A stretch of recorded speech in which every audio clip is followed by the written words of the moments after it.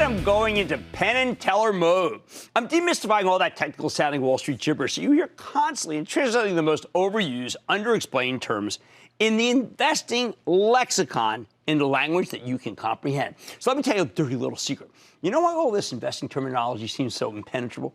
Because the professionals who speak authentic Wall Street gibberish, well, let's just say they're fluent and they don't want it to be penetrable. They seem impenetrable.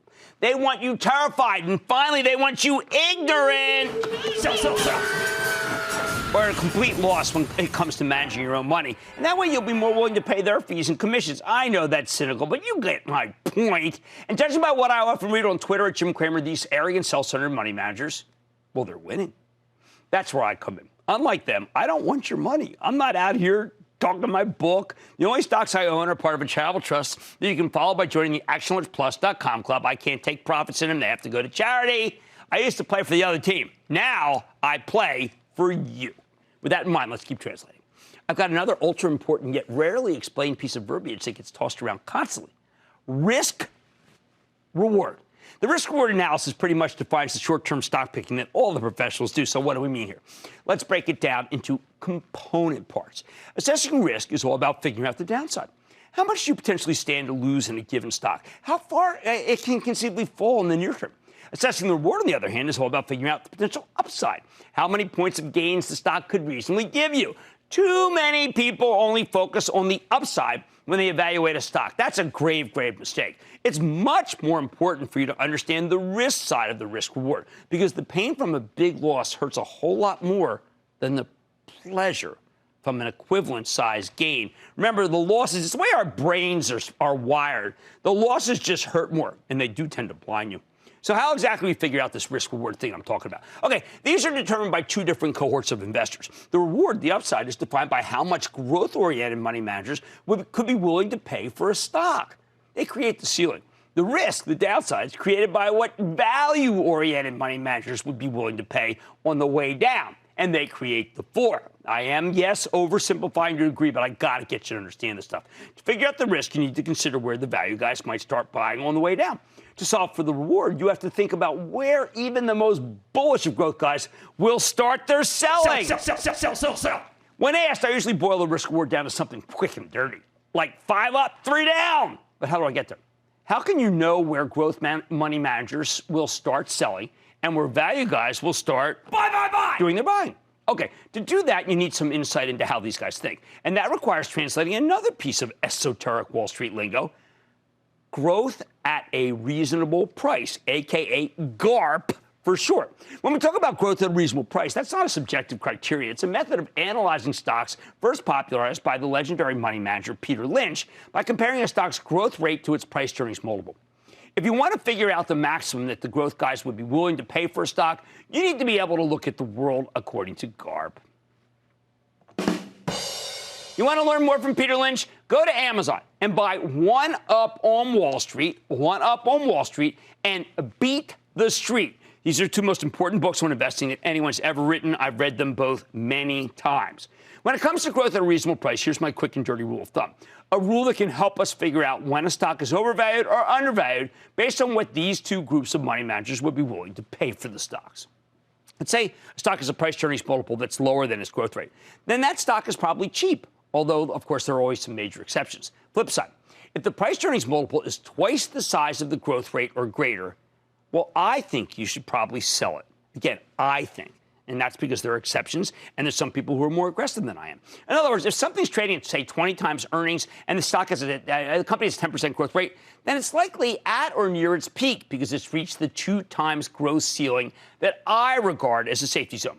While we're on the subject, here's another piece of Wall Street gibberish that can help simplify this process. What's known as the PEG ratio, P-E-G, PEG ratio. That's the price to earnings to growth rate, or the multiple divided by a stock's long-term growth rate. When you view the market through the lens of growth at a reasonable price, a PEG of 1 or less is extremely cheap, and 2 or higher I regard as prohibitively expensive. Of course, when you get fresh-faced companies with ultra-fast revenue growth and not much in the way of earnings, this whole analysis goes out the window.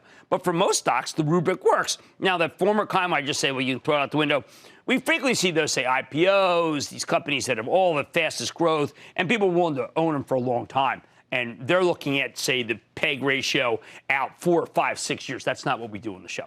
So where do I come up with these numbers? Well, I use observation. The value investors will be attracted to stocks selling at PEG rates of 1 or less. They create the floor. You usually be able to find a buyer if the stock's multiple is at or below its growth rate, unless there's something very wrong and you suspect the earnings estimates are unreliable. Meanwhile, the growth investors who be buying high multiple stocks rarely pay more than twice growth, a PEG of 2. Which means there's almost no way the stock's going to go higher unless we're talking about companies where Wall Street doesn't care about the earnings. Then again, those are those fast-growing companies that I just mentioned. Of course, like with any rule of thumb, this one's a rough approximation. It's useful, especially when you're trying to figure out the risk reward, but it's not always right. A lot of times the stock will get cheap based on its earnings estimates simply because those estimates need to be cut, like the banks and brokers right before the financial crisis. Or it will look cheap relative to its growth rate, but that's because the growth rate is slowing. In these cases, the stock could trade well below the 1 times growth floor. Its PEG could just keep sinking and sinking. It's a very unsettling feeling, and the fact that it looks cheap is not a buy signal. It's a value trap.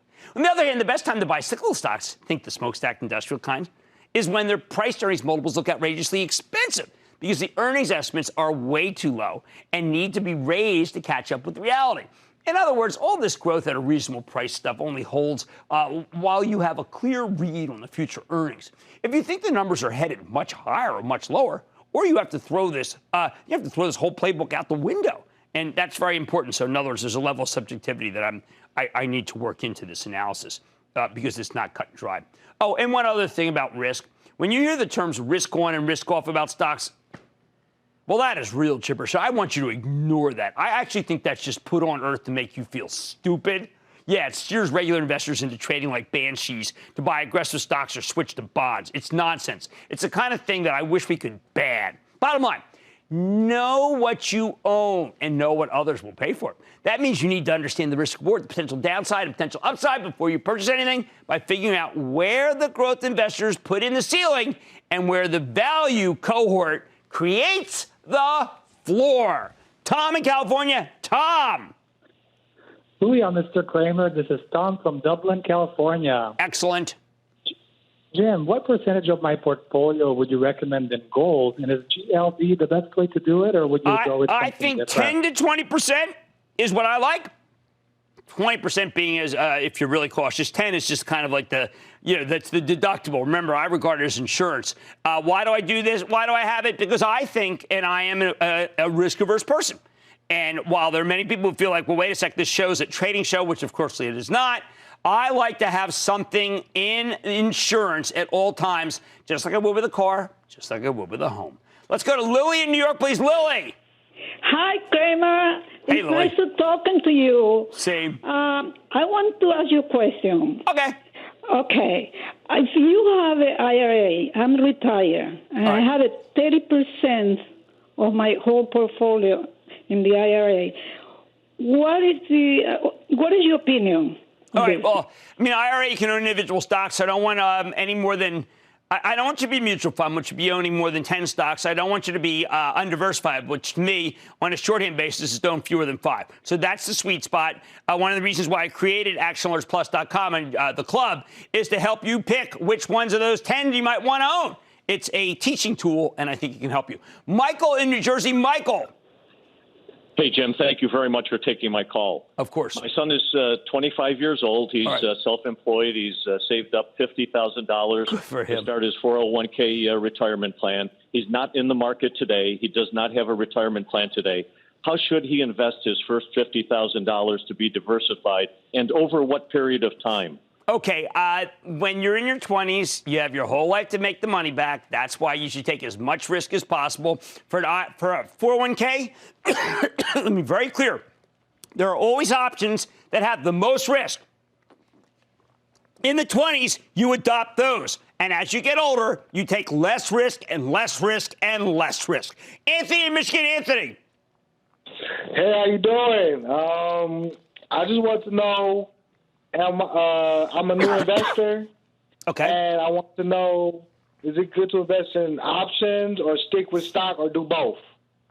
As an investor, I want you to do common stock. Look, as you get more, I don't want to necessarily say that options are riskier because they do cut off your downside. But let's start with common stock investing. And then over time, if you really get a feel for it and you want to own calls, there are lots of programs on CNBC and lots of books that help you explain things. I wrote Getting Back to Even a while ago in order to have 100 pages on options. And also my book, Real Money, has how to understand options. All right, understanding risk reward is key.